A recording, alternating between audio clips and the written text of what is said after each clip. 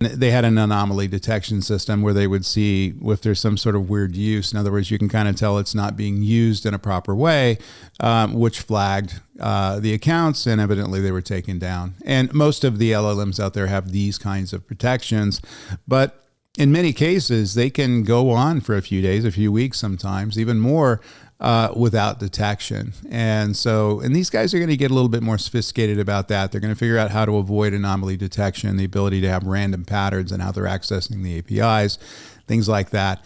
And so again, it's going to be the spy versus spy thing with these guys.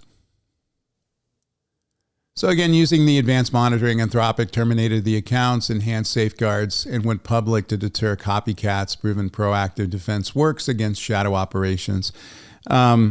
This is the way you go about it. In other words, you stop the attack, you identify it, you identify the anomaly, you figure out how it was exploited. In other words, what are they doing here to get around, some of the protections in creating fake accounts, things like that. And they're just going to switch up their MO, so to speak. So in other words, Anthropic is going to, it's almost like whack-a-mole, stop them from attacking their account or accessing their account through these fake account mechanisms.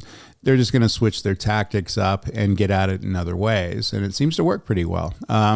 So Anthropic is going to have to stay on their toes and put in advanced governance and advanced security mechanisms to try to make sure we minimize this in the future. And that's all they can do is minimize it. I don't think they can eliminate it.